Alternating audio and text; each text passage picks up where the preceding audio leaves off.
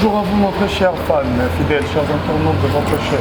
Que vous aimez bien, de le suivre en temps réel, en tout le temps, Nono Badiama, la chaîne du moment, la chaîne d'actualité. Restez là, branchez, scotchés et abonnez-vous aussi massivement. Et aussi avec votre émission que vous aimez bien, de le suivre en tout le temps, Totimola Bossolo, une émission qui vous donne l'actualité politique de tout ce qui se déroule ici en RDC, précisément à Kinshasa. Cette émission présentée par votre humble serviteur, que vous le voyez, que vous le connaissez, appelez-moi HM. Avant que je puisse présenter mon invité du jour, je dis un grand merci à toi, Maman Nono Badiama, Maman Yabanebele. Merci pour la confiance, merci aussi pour la fidélité et sans oublier à mon équipe costaud, Gucci Sinda, et derrière la caméra, Moïse de la presse, Patience Wenge. Et aujourd'hui, dans mon plateau, je suis avec Sion Lukoki, un des journalistes qui fait aussi la politique. Je suis avec lui sur cette plateau. Si on est d'accord avec mon caméraman, permets-moi que je le dise un grand bonjour à toi, Sion Lukoki. Bonjour à toi, Elmid Moukwa, Mobalazanga Mbonda. Bonjour à tous les internautes. Il y a chaîne Nini, Nono Badiama TV, Bambote Nabafan tout au émission du Congo partout dans le monde. Et merci Penayo pour l'invitation. Merci. Ok, merci là. Botomo na Sion Lukoki, Popo Bochaki Tembeza émission à Banamboka, émission de Beta, on a le poteau Lingala parce que Motonia surtout et Sengeli à comprendre Tina Nini, Makambo Maïko le Kana Katia, Boka Nabiso Congo. Les autres en a moi Namboka, un des journalistes, confrères, un journaliste pour Beta, Masolo Makambo Matali Maïmboka, Sion Monamboka, Deko Sion, les autres en a yo. Lolenge Boni, Ozomona Mboka, Ezotambola, Faketokota na Mozindo, na kati ya mituna na biso. Dans l'ensemble, classe politique et RDC, Eza Lolenge Kani. Voilà, merci pour la parole. Bon, pour la Maloba, émission des amis Lingala. Merci pour la Maloba.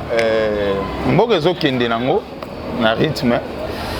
Du point de vue politique, je crois que journaliste, tous les Panzi Sango, tous les journalistes d'investigation, tous les Kotaka, tous les Bindenge Makambango et Zokendele.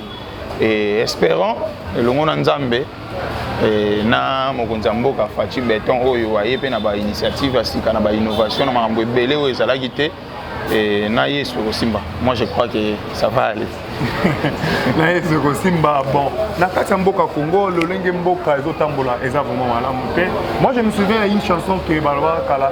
Popo Bochaki Tembe, Mai ezangi mbisi te, Zamba ezangi nyama te, mabele pe tozolona te, tokolia ndenge nini bato bachaki Tembe bazango bango lelo oyo bazali mais tozolia te.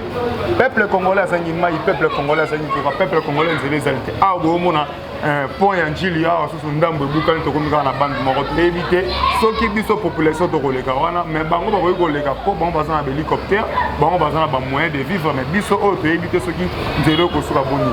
Et mwana mboka Sion du Congo ndenge nini ozwaki message ya pont ya Mayanjili na mbolo ebetaki lobi toute l'étendue presque ya ville Kinshasa ezalaki inondé, même si gouverneur lobi ye moko akotaki na kati ya via bureau de parce que liboso na bango piscine ezalaki wana omoni susu nzela ya oyo bato ota changu ebukani lolenge kani ozomona yango. Ça peut prendre combien de temps parce que banzela misusu oyo babana elaki kosala liboso non esili te bongo boni pont ya Njili est-ce que ekosila? Vraiment, Koyeba, tant haut yango kozwa, c'est un peu difficile pour moi parce que naza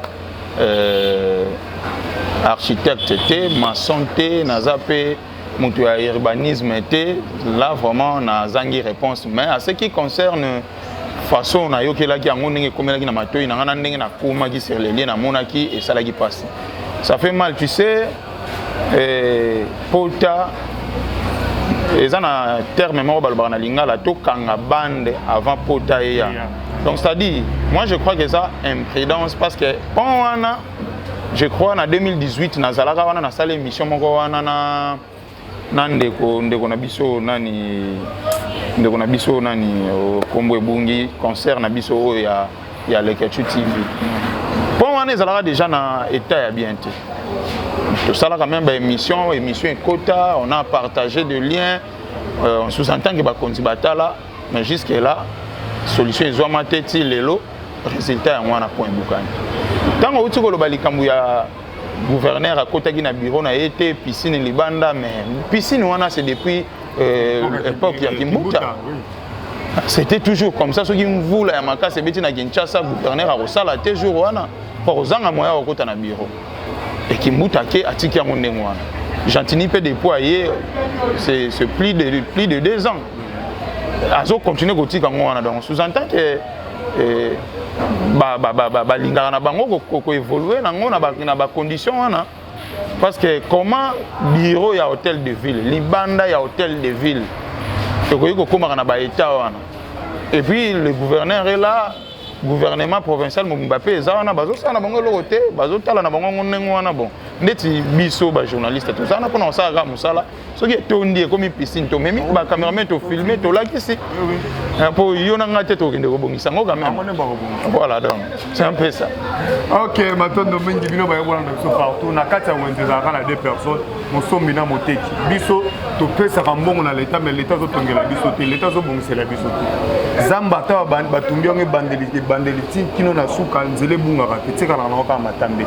Misala o bino bosengeli bosala fetika na ka bitambe lokola mwana mboka que son âme repose en paix tata mokonzi ekolo maréchal Mobutu soko moni ozomona stade de Martyrs ozomona VM ozomona que non atika ki ba trace omona pont maréchal mais na kati ya mboka na so bakonzi oyo bazoyaka mikolo oyo toyebi te soki mbongo ya oyo biso bofutaka ya bempo na ba DG ba DGRK ekendaka wapi misala nango emonanaka te mpona kokire bakaniveau na kati ya ville ya Kinshasa c'est tout en fait un grand problème. Ah babanditi kosala caniveau na nzela makanza momona bakokata na bango toyebi te tokota na mwa mozindo ya makambo ezali eloko avant que to bakosolola likambo oyo ya motuya parler du peuple pour mona ke lolenge kandi ke mboka ezotambola toujours na limemia place oyo bato balataka bacravate balataka baveste balataka bachemise mais place oyo bakende kosala misala na bango po mona ezali na fulu eza na salite ozomona ke na banyoka baomobima na kati ya parler du peuple. Mais na kozala grand bino bolanda surtout vraiment esali mawa omoni image na koloba te yo moko etake mwana mboka namoni esali pasi na mawa komona esika oyo ba institution ya mboka mibeko ya mboka ekelamaka esika ba chambre mibale ya minene ya mboka ezali komona ona ba état oyo vraiment c'est pitié comment babiloko ya boye tomona onga na Congo parler du peuple libanda ya assemblée nationale salité ya modèle so ete bito banda kokita nanu parler du peuple eza na commune ya Lingwala n'est-ce pas est-ce que bourgmestre ya commune wana alekaka pe wana alekaka na bango souvent balekaka za presse très bien mais ministère nini etalaka bamakambo wana ya basalubrité ya babiloko wana est-ce que ministre wana alekaka pe wana bon balekaka wana eza gérance na kati ya logistique ya palais du peuple ezodépendre na kati ya bato palais du peuple logistique mais palais du peuple ekotisaka mbongo mon frère palais du peuple wana ekotisaka mbongo eza mpe na baemployé oyo batravaillaka kuna bato basalaka na kati ya palais du peuple baza oyo bazokosokipe na makambo etali salubrité ya palais du peuple sikoyo basukaka kaka na kati libanda te wana nde ezodépendre mpa na bango toyebi te eza pasi mais ce n'est pas normal. Ce n'est pas normal. Il y a un journaliste qui a évité. Il facile car si les gars ils bandent il facile comme on a biloko ndenge wana. Ata pique kaka on a limité. Mais comment est-ce que sika oyo ba honorable et puis na évité mot honorable na ba sénateur. Bango nyonso baza ba honorable, ba honorable député, ba honorable sénateur. Et siko ba yaka koluka kwanga na bango chaque jour à niveau. Donc ça fait mal. Ça fait vraiment mal. Mais espérons na gouvernement oyo et puis chose grave jusque là le gouvernement ne sort pas. Bon, le gouvernement ne sort pas. Peut-être oser là. Le gouvernement qui a session de zone boye le 15 il faut que le gouvernement bima. Mais comment session est comme ils ont là avant sortir à gouvernement. Il fallait le gouvernement mais nous ezana kati ya gouvernement. C'est-à-dire que moi na mboka Moïse Katumbi alobaki était avant hier apesa ba Congo foyer ba institution o ya kozwa ministériel ya kozwa. soki ba ministère yebi te moyen tinda pe ba kombo ezali moyen mopandisa ngo tokaki ndenge nungu ezalaki entre Bati Lukwebo na mwana mboka Jean-Marc Kabunda lobaki soki ba PC 5 ministériel te nakatona nuke Elmid comment yo popesa ba kombo fo lukawe bananu ba ministère oyozwa ba pesa mutu ministère par rapport à compétence. C'est ça le rôle yo za journaliste ba ko pesa ministère à mine OK ça nini kuna Elmid et bana depuis époque à Kabila. Non mais il y a moi mauvaise gérance. Parce que jamais tout le monde qui a époque il y a président Kabila médecin bopé ministère à affaires foncières. Après c'est la résultat ni médecin comme ministère FSP d'éducation donc ça n'a pas de sens. Il y a marambo to ligne en to mon époque il y a président Félix to ligne en nous avons azana ba coalition na ba corps na ba parti mususu papa pouvoir les peuple biso ba pandisa ngonde to représenter le peuple ndeto ça l'émission à ce que Kinshasa mbimande zo loba devant caméra biso ndeto zo zo place ya peuple to zo loba c'est ça un premier ministre jeune nous voulons de ministre jeune ba ministère on est à occuper pas ba jeune papa no ba sali wana ba sali petro ba kende retraite ba kende ba pe ma batika la ba conseiller bozwa muto aza di domaine na domaine wana bo pesa ministère wana. Nous avons des députés élus d'une manière normale aux population des votants et tchawana batuloko la bon ayo ça ba publicité ba komba batutia mais batuloko la bande Eliezer. Parce que mutuloko bande Eliezer so besoin ta ministère ya média wana et communication bo PCL c'est-à-dire pour le moment on est lobby c'est le mais parce que ça la banaliste totuni ba pandisa ngo mususu to bande ngo mususu batuloko la ba honorable Ntingi Pululu nganga maele. Deux fois ingénieur en électricité, ingénieur à mon ne sont pas un ministère on a énergie pour PCI. Est-ce que l'issoumo est à la web? Mais bango bazana ba chaîne et c'est ni ba la mère même débat Steve Mbika ibazonga parce que même si le gouvernement ou bientôt les autres bima toujours ce sont des mêmes personnes au bazongi. C'est l'homme à soupçon. Yo mon a déjà listé. C'est l'homme à rumeur na ba soupçon parce que biloko wana yango tozolingate. Nous avons un président jeune, un premier ministre jeune, ba ministre ba tchaba jeune, bato bazana na ba énergie asika bato ba yana ba tala papa. To solo là. Mon na bato ba aussi ça ba université mikolo bazana ba compétence ya mystique ya jéruté. Bazana ba compétence ezaki en fait bo pesa bango confiance. Au pesa bango confiance ba papa na ba bandi ko sala depuis époque à Mobutu tilelo. Bon, ligne échangeable. Être jeune, c'est bien bon. Oui, bah, quand on ministériel va passer sur le but honorable pour l'Éliezer, est-ce que vous avez des compétences? Ça y est, compétence d'état ministre énergétique. Papa, compétence. Il y a communication. Mais, dans le cas de au moins par exemple, tu as jugé premier ministre après mandat na bango. Moment où il est jeune, il doit travailler, mais ce doit travailler, madame, tu as raison. Quand tu parles, tant qu'on a la compétence. Premier ministre Nabiso, qu'on se le dise, à na carrière moulaïté, na mambo politique, abandi politique kalaté. Tout jeune. Si quoi, tango baché premier ministre.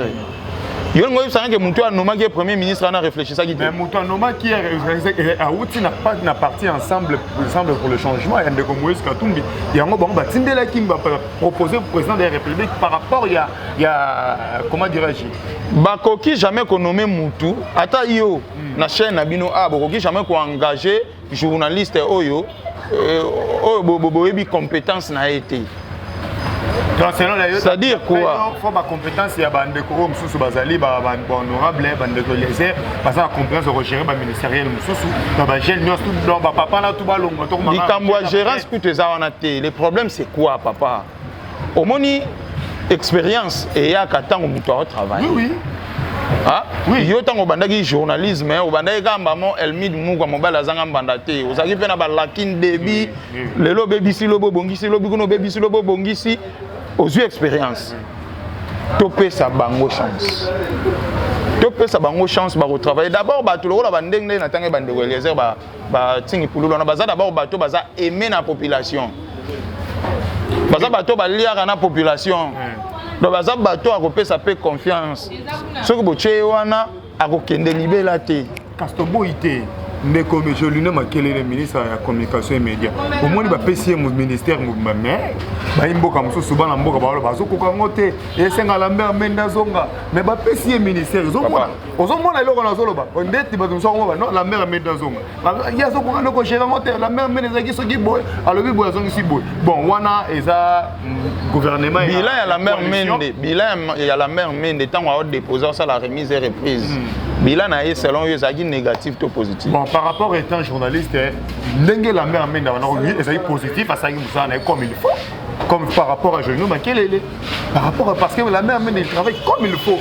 Même si le gouvernement Boudoro a profit 10, soit tout numéro 2 personnes qui ont vous avez par rapport, c'est ça, le porte-parole du gouvernement. Bon. Mais par rapport à Jolino Makelele, Lambert Mende c'est aussi un peu différent. Bon, tu juges, mais tu as analyse, il y a un par rapport à ça.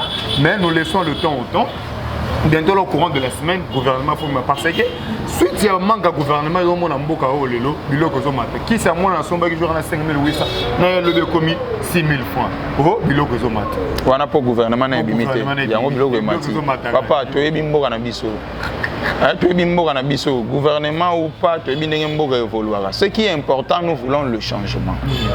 Nous voulons le changement. Le président Tshisekedi nous a promis l'état des droits. Ndenge papa na bande koloba le peuple d'abord. Tozo zelango.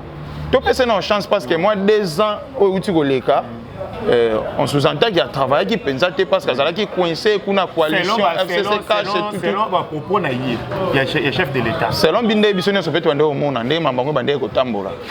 Sikoyo assez débarrasser na ba biloko bande ko kanga kanga ye wana total lesco gouvernement bima total la to pese chance. Ok, total est le chef de l'État, tout peut ça chance parce que le chef de l'État a déclaré depuis décembre l'année passée que non, il était coincé vis-à-vis à la coalition entre FCC et Cash. Donc la vie continue, nous peut toujours souhaiter bonne chance le chef de l'État, le gouvernement sortant bientôt là parce qu'il faut Mboka et Tambola comme il faut. Mais si on le coquille, j'espère bien qu'au moins il y a gratuité et procès, gratuité de l'FSP et puis c'est coupé. Gratuité de l'enseignement. Le money détournement, il y a fond, il y a 600 millions de francs congolais, ils ont détourné par rapport à quand il y a gratuité. Mais quand il y a gratuité, c'est qui est la chose la plus difficile. Agent PR, il y a quand il y a FSP, il y a mon fiche de paiement, il y a ça. Réponse d'un mot, bêta monoko. C'est là, chef de l'État nous a promis la gratuité. Voilà, tout le monde a gratuité. Tengama. On a nini, monsieur Soubazaki Mbongo, Mbongo Monana terre, agent PR, Mbongo, tout comme ça. Si quoi gratuité, ça s'évolue ou ça s'évolue pas. D'après yo, étant que journaliste, il fallait chef de l'État, c'est la langue moi ou après cette gratuité. Hein? En fait, na point dans le babou. Gratuité, oui. Les ala qui lancé et puis misale banda. Bana ba otanga gratuité ils a déjà en marche. Pour les gens qui ont agent payeur, fiche à paiement et tout, papa, état de droit est en Mbogo. Et puis c'est ça là. État de droit est en ça. Tout ça, musala mais so ba kangi ba gens OVD bango ba bimina bango. Attendez ba kangi bango boyele lo ba bimana bango. Vital Kamerhe ba kanga remplace dans makala mais le Vital Kamerhe azani dans le centre ngal. L'état de droit ngopé ezape na visi. Otambola kina caméra na yo moko kitaki na centre nganda. Bon, ça n'engage que toi. Nga naza na ba information sur yango te mais on a yebi ezaki on a pas ngandetini. Non, mais comment on a témoigné les logos, on a likambo na maîtrise na moté. Toi, bah journaliste. Moussala journaliste, d'abord faut qu'il y ait des informations au traité yango d'abord les royer là-bas. Parce que information on a yo logo lo kenda qui au découvert au traité yango yena ngoti. Nasko na yebi yango te. Là on a naza informé te. Donc jamais na ko ya ko témoigner les logos on a maîtrise na moté. Donc sur c'est on a bien que état des droits ezali et puis ezo sala musala nango. Donc ceux qui oyiba kimbongo à l'état ozana mituka l'état na ndako na yo vandaka na ndako ya l'état oza muta mafia bakokanga yo bakosambisa yo et puis osa prison. Donc c'est ça. Et puis yango ezo salema yo nanga to yebi ke ezo salema.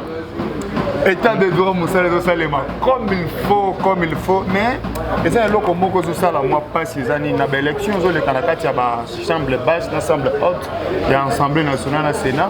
pourquoi pas bolingaka kosala baélection tout le temps mais bacandidat bazala unique tomoni élection passé toleka ya sénat batiluko bo candidat unique mais mpo nani kosala élection fo tonome na biso kaka mwana mboka président honoraire Joseph Kabila banali naya konome mais tomoni na faci beton ekomi ya élection yango bacandidat unique na place wana eza badépense ya bambongo ou comment ou eza kaka ndenge état de tour tosengela.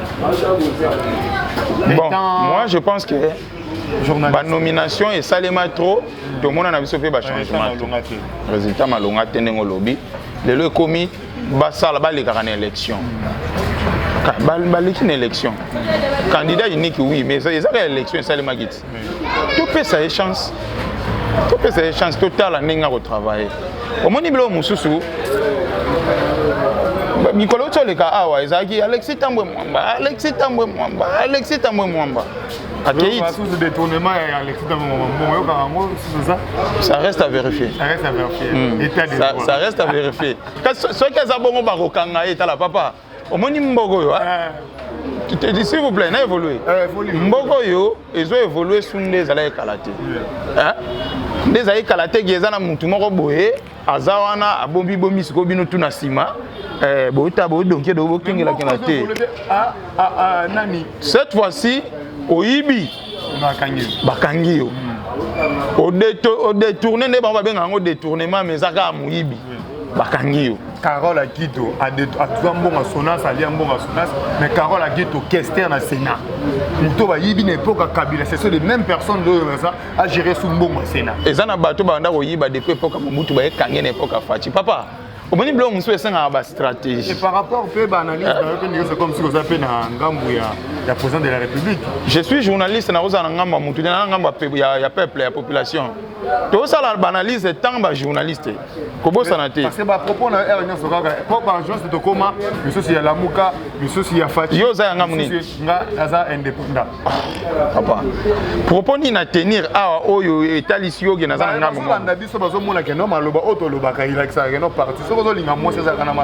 na lobby tant on zoba ke maloba ezo la sénat na parti tous on na époque il y a président Joseph mutu nini oyo yebito procès nini oyo tikala kotala o ba osambisa mutu a détournaki ezalaki parce que siko na époque oyo loko leza to lobate so to lobi to zana na l'époque tellement que ezali parce que ezana coalition gouvernement coalition ce sont des gens au ba travailler na Kabila bazali na gouvernement passé maki yango moi ce sont les mêmes personnes tellement ça ba détournement ba fond c'est pour cela que quand les deux ali ko la bango laisser le temps autant total la gouvernement au Robima s'occuper ba toi na ba ko za toucher l'état de droit rejoindre Ngara. C'est ça, et carrément on le dit. Rejoindre Ngara. Avant qu'on puisse chuter au gouvernement, na Tanganyika, Zoé Kabila. J'espère bien que vous êtes déjà informés. Zoé Kabila na Tanganyika a rejoindre l'Union Sacrée, Mino Bolobi qui est l'Union Sacrée. Et tellement que Martin Fayol dit que la deuxième grossesse de la coalition entre FCC Cash, ça se voit. Parce que Zoé Kabila, frère, il y a Joseph Kabila, mais à s'adhérer à l'Union Sacrée, le chef de l'État, selon eux. La coalition existe ou la coalition n'est pas existante? Coalition, il y a FCC Cash. Maintenant, on te dit que la coalition FCC Cash est Koufa déjà. Martin Fayol, selon ma propos, Martin Fayol, deuxième grossesse. C'est ça que nous voyons. Papa, toi, tu as maintenant une fertilité. Toi, intellectuel, s'il vous plaît. De ce pays. Na lobby boy. Par contre, Martin Fumukimbangu, parce que tout ce qu'il dit, ça s'est fait. Oh, oui. Vérité désir dans l'ennemi. Si vous avez commis Fumukimbangu, tu as mis la fertilité, tu as mis le solo pour l'intérêt à Mboka. Ça va. Tant que vous avez mis le solo, Tanganyika, Zoé Kabila, a bien à Tanganyika. Tout le monde en parle. Qu'on se le dise. Aza parmi les gouverneurs, ça va bien. Zoé Kabila. Ceux qui a se décidé à intégrer l'Union Sacrée. Parce que l'Union Sacrée, le chef de l'État a dit tout le monde. Tout le monde est libre d'intégrer l'Union Sacrée. Tout le monde. Sauf personne. Donc ça dépend maintenant de yo. Ceux qui ont dit que non, il faut intégrer dans l'Union. D'ailleurs, jusque-là, il y a une confusion. Ceux qui ont dit dernièrement, nous avons eu des une émission Natuni vision chef de l'État Zanine, abi union sacrée. Et union sacrée Zanine, vision chef de l'État. Donc jusque-là, on va se comprendre. C'est quoi en fait l'union sacrée? Parce que tant qu'il y aura une vision chef de l'État, union sacrée Zanine, vision il y a chef de l'État. Union sacrée Zanine, même biso ba journaliste c'est belé jusque là on a maîtrise à union sacrée. Union sacrée parce que vision chef de l'État c'est un mot. Union sacrée ça oyo chef de l'État créé pour l'intérêt à la population. Nous sommes en poser intérêt à la population congolaise ailleurs que ça derrière na carte union sacrée tout le avantage du peuple congolais. Tout le avantage na domaine dans l'institution, na gouvernement, na assemblée nationale tout tambola comme il faut parce que eza loko oyo chef de l'État a kanisi parce que coalition FCC Simbité, donc tout le cas union, tous à entre à mettre dans la main. C'est pour cela que le chef de l'État a proposé une union sacrée. Comprenez? Le problème il y a Zoé Kabila na union sacrée, ça. Le problème il y a Zoé Kabila parce que et c'est l'autre côté. Batali mboka population congolaise ba combattant ba lobaki que non oh non bango ba ko s'adhérer na union sacrée parce que entre guillemets frère il y a chef de l'État ceci c'est on est à futilité on est à futilité frère il y a ancien chef de l'État président honoraire oui chef il y a ancien chef de l'État plutôt frère il y a ancien chef de l'État mais aza gouverneur aza gouverneur azo kamba province azo sala travailler mandat na ye azo sala mandat na ye ceux qui gouvernement bimi et sengi que azalater so sengi a continuer ceux qui a bien intégré union sacrée aza politicien aza libre ya ça choix pour nani tunika ko kota ba futilité na likambo to ko kota la futilité bon matondo mingi to komi na biso vraiment na suka balobi oye bandaka malamu pe suka ka malamu na wenze ezalaka na deux personnes moteki na mosombi moya kosombaka ye mutaka na kolamba oyo basombaka pete aosomba te tokomi na biso na suka loyembo oyo eningisaka nzete ezalaka ase mopepe mais soki likasi ekweyi bakondana mosusu te bakondana na mopepe si on lukoki merci mingi na présence na yo nayebi te tout dernier mot na yo na totimola bosolo oza toujours la bienvenue tokoyamba ko en tout temps soki ozali yo koza na makambo kobengisa biso tokoya mpona koyeba kosolola matali mpe mboka liloba no ya suka na banyonso bazolanda yo bon liloba suka te mpo tozovivre liloba suka mpona émission ya lelo merci mpona invitation na yo na sepeli na baanalyse na yo oyo ngai nakoloba eza kaka ndenge nganga mayele ndeko ntingi pulula alobaka loba malamu mpona peuple congolais kanisa malamu mpona peuple congolais sala malamu mpona peuple congolais biso tu toza wana mpona intérêt ya mboka tolinga nde mingi mboka bapoliticien totika kotravaille mpona bapoche na biso mpona bafamille na biso yo tambola no na jeep kasi yango nalobi ti nazopesa toliti yo lingaka conseil te bango ndezopesa conseil nga aza ministre te voilà donc bakonzi ya mboka totravaille mpona intérêt ya peuple koluka jeep te yo roule no na jeep biso totokaka na transport tofinanaka lokola makelele sala malamu mpona intérêt peuple loba malamu mpona intérêt peuple kanisa malamu mpona intérêt peuple eza malamu matondo mwingi combinaison na suka kanisa malamu sala malamu mpona intérêt peuple congolais zo souffrir jusqu'à maintenant 21e siècle ma eza te courrier eza te banzela eza te tala ko koanzi le komisi kobuka na to suka biso pe ba petit porter eza te complexe scolaire Willy Bakonga olobeli te ya complexe scolaire merci voilà et ça juste entre parenthèses de restaurant mambozi goya bonga TV zangonga babi TV za radio peza TV TV rotika la TV to comme na suka merci na bino bolanda ki biso merci na la grande dame maman no banyama merci na Gucci Sinda Montréal un homme marié malgré yo ebiga ko zali bientôt là un nouveau bébé donc to comme na suka to monani Nicolas Roya